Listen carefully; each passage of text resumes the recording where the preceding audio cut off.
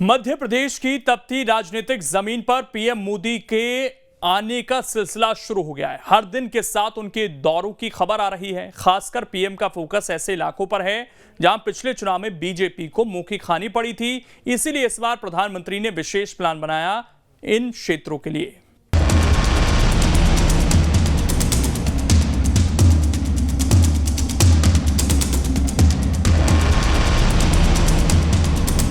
मध्य प्रदेश में चुनावी माहौल पूरी तरह से परवान पर है। हर दिन के साथ चुनावी शोर बढ़ता जा रहा है।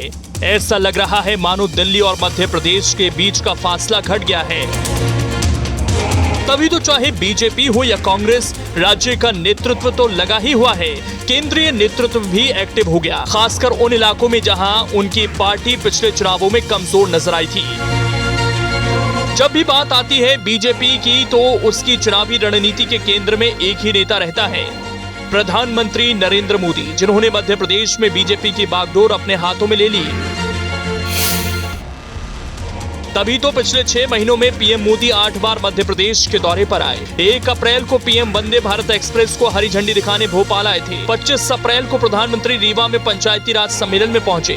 27 जून को पीएम फिर भोपाल आए और 2 वंदे भारत एक्सप्रेस को हरी झंडी दिखाई। 1 जुलाई को प्रधानमंत्री शहडोल आए और एनीमिया उन्मूलन मिशन लॉन्च किया। 12 अगस्त को पीएम सागर पहुंचे और संत रविदास मंदिर की आधारशिला रखी। 14 सितंबर को पीएम बीना पहुंचे, जहां उन्होंने पेट्रोकेमिकल परिसर का भूमि पूजन किया। 25 सितंबर को नरेंद्र मोदी भोपाल आए और कार्यकर्ता महाकुंभ को संबोधित किया। 2 अक्टूबर को पीएम मोदी ने ग्वालियर का दौरा किया। जहां तक आप 6 दौरों की बात कर रहे हैं, तो प्रदेश में विभिन्न विकास कार्यों के लोकार्पण की दृष्टि से और अभी हाल ही में 25 सितंबर को भोपाल आए तो कार्यकर्ता महाकुंभ की दृष्टि से आए। और ग्वालियर में जो उनका ये दौरा था, ये विकास कार्यों के मध्य से, चाहे वो नीमच वाला जो एक्सप्रेस हाईवे, मुंबई वाला एक्सप्रेस हाईवे, और यहाँ भी विभिन्न परियोजनाओं के लिए। पीएम मोदी का एमपी पड़ाव यहीं तक सीमित नहीं है। प्रधानमंत्री की एमपी यात्राओं का क्रम आगे भी जारी रहेगा। पीएम 5 अक्टूबर को जबलपुर होते हुए छतरपुर पहुंचेंगे, यानी अक्टूबर के पहले सप्ताह के दोनों दौरों में उनका फोकस ग्वालियर, बुंदेलखंड और महाकौशल पर है। इसका सीधा कनेक्शन आगामी विधानसभा चुनाव से है, क्योंकि ये तीनों इलाके एमपी की सत्ता का फैसला करते हैं। दरअसल मध्य प्रदेश में सत्ता की चाबी 5 इलाकों में बटी है। प्रदेश को भौगोलिक रूप से महाकौशल, ग्वालियर चंबल, मध्य भारत, निमाड़ मालवा, विंध्य और बुंदेलखंड में बांटा गया है। इन इलाकों में जातीय और सामाजिक समीकरण तो अलग अलग हैं ही, साथ में दोनों दलों के क्षत्रपों का प्रभाव भी है। खासकर ग्वालियर, बुंदेलखंड और महाकौशल एमपी की सत्ता की चाबी है। लगातार प्रधानमंत्री मोदी या अमित शाह के दौरे प्रदेश में हो रहे हैं और उन्हीं की स्ट्रेटजी पर पूरी बीजेपी काम कर रही है।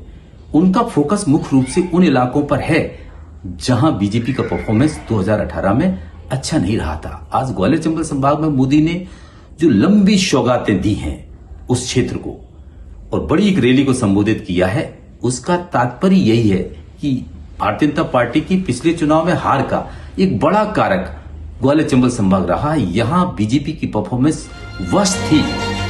सबसे पहले बात कर लेते हैं ग्वालियर चंबल की, क्योंकि यही वो इलाका है जहां पीएम मोदी गांधी जयंती के दिन पहुंचे थे।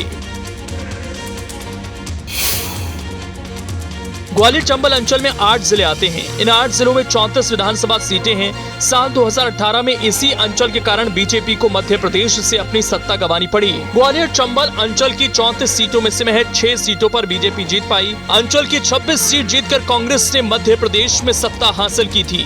इसकी बड़ी वजह ज्योतिरादित्य सिंधिया रहे, जो कि उस समय कांग्रेस में थे। लेकिन इस बार हालात अलग हैं। सिंधिया बीजेपी का झंडा थामे हैं, बावजूद इसके बीजेपी यहां फूंक फूंक कर कदम रख रही है। पीएम मोदी ने जहां ग्वालियर में जनसभा को संबोधित किया, तो वहीं सिंधिया और शिवराज की जोड़ी लगातार इस इलाके पर फोकस कर रही है। देखिए, मध्य प्रदेश में भारतीय जनता पार्टी को बिल्कुल स्पष्ट है कि एक तरफा कांग्रेस की सरकार आ रही है। जनता ने पूरा जनमानस बना लिया है और मोदी जी और अमित शाह जी को, जो मध्य प्रदेश की उनकी टीम है, जिसको दूसरा इंजन कहते हैं, उन्हें पता है पूर्ण रूप से फेल हो गया।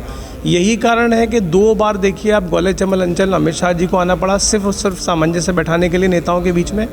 उसके बाद जब वो पूर्ण रूप से फेल होकर यहाँ से चले गए तो मोदी जी को यहाँ आना पड़ा। अब बात कर लेते हैं महाकौशल क्षेत्र की।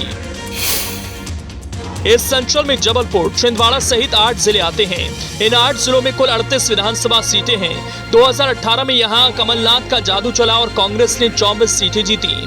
वहीं बीजेपी को मात्र 13 सीट पर ही संतोष करना पड़ा था। छिंदवाड़ा की तो सभी 7 सीट कांग्रेस ने अपने नाम की। एमपी की सियासत की बात बुंदेलखंड के बिना अधूरी है, क्योंकि यहाँ सबसे ज्यादा दलित आबादी निवास करती है। यहाँ बीजेपी का दबदबा रहा। यहाँ की 26 में से 17 सीटों पर बीजेपी ने जीत दर्ज की थी। कांग्रेस को 7 सीटों से संतोष करना पड़ा था। लेकिन इस बार बीजेपी ने क्लीन स्वीप का प्लान बनाया है। इसीलिए चाहे रविदास मंदिर के स्थापना हो या फिर बीना रिफाइनरी प्लांट, पीएम मोदी के जरिए बीजेपी का पूरा फोकस बुंदेलखंड पर है। पीएम के लगातार दौरों को लेकर बीजेपी जहां उत्साहित नजर आ रही है, तो वहीं कांग्रेस ने सरकार पर निशाना साधा। खैर, अभी तक आचार संहिता नहीं लगी है, चुनाव की घोषणा होना बाकी है। बावजूद इसके प्रधानमंत्री इलेक्शन मोड में आ गए हैं और विपक्ष अभी तक पीएम की काट ढूंढने में लगा हुआ है। Team news state. बार बार प्रधानमंत्री का मध्य प्रदेश में दौरे करना इस बात का संकेत दे रहा है कि बीजेपी किसी भी हाल में अपनी उन सीटों को जीतना चाहती है जो पहले जीतती आ रही है, और कांग्रेस से उन सीटों को छीनने की तैयारी कर रही है जिन पर कांग्रेस का कब्जा था। क्योंकि बीजेपी ने इस बार कई ऐसे मंत्री और सांसद चुनाव मैदान में उतार दिए हैं जहां सीटें लगातार भाजपा हार रही थी। अब ग्वालियर चंबल अंचल पर बीजेपी का पूरा फोकस नजर आ रहा है, क्योंकि 18 की तस्वीर यहीं से बदली थी और अब 23 की तस्वीर बदलने की तैयारी की जा रही है। Vinod Sharma, news state.